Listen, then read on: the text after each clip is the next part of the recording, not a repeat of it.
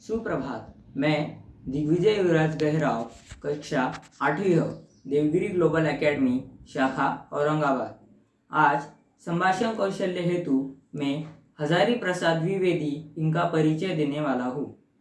हजारी प्रसाद द्विवेदी हिंदी के मौलिक निबंधकार, उत्कृष्ट समालोचक एवं सांस्कृतिक विचारधारा के प्रमुख उपन्यासकार थे। आचार्य हजारी प्रसाद द्विवेदी का जन्म 19 अगस्त 1907 में बलिया जिले के दुबे का छपरा नामक ग्राम में हुआ था। उनका परिवार ज्योतिष विद्या के लिए प्रसिद्ध था। उनके पिता पंडित अनमोल द्विवेदी संस्कृत के प्रकांड पंडित थे। आचार्य हजारी प्रसाद द्विवेदी जी की प्रारंभिक शिक्षा गांव के स्कूल में ही हुई और वहीं से उन्होंने मिडल की परीक्षा पास की।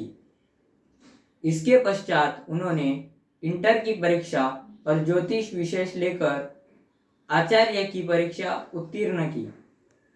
शिक्षा प्राप्ति के पश्चात द्विवेदी जी शांति निकेतन चले गए और कई वर्षों तक वहां हिंदी विभाग में कार्य करते रहे। शांति निकेतन में रविंद्रनाथ ठाकुर तथा आचार्य क्षितिमोहन सेन के प्रभाव से साहित्य का गहन अध्ययन और उसकी रचना प्रारंभ की।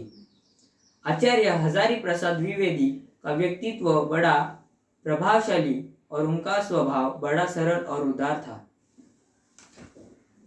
आचार्य हजारी प्रसाद द्विवेदी हिंदी, अंग्रेजी, संस्कृत और बांग्ला भाषाओं के विद्वान थे। भक्तिकालीन साहित्य का उन्हें अच्छा ज्ञान था। लखनऊ विश्वविद्यालय ने उन्हें डीलिट की उपाधि देकर उनका विशेष सम्मान किया था। हिंदी साहित्य के ऐतिहासिक रूपरेखा पर ऐतिहासिक अनुसंधानात्मक कई संग्रह लिखे। हिंदी के अलावा वे संस्कृत, बंगाली, पंजाब, गुजराती, पाली, प्राकृत और उपभ्रंश सहित कई भाषाओं के जानकार थे।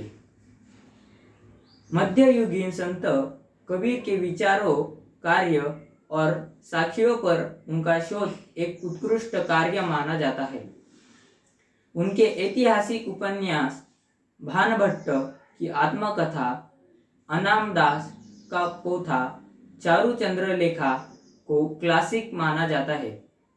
उनके यादगार निबंध नाखून क्यों बढ़ते हैं, अशोक के फूल, कुटुज और आलोक पर्व संग्रह आदि है।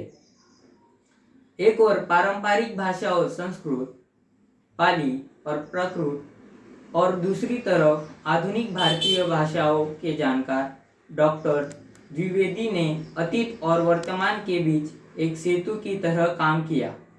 संस्कृत के शास्त्रों के गहन ज्ञाता डॉक्टर द्विवेदी ने साहित्य शास्त्र के साथ ही साथ भारतीय साहित्य के शाब्दिक परंपरा का विशद विवेचन किया है।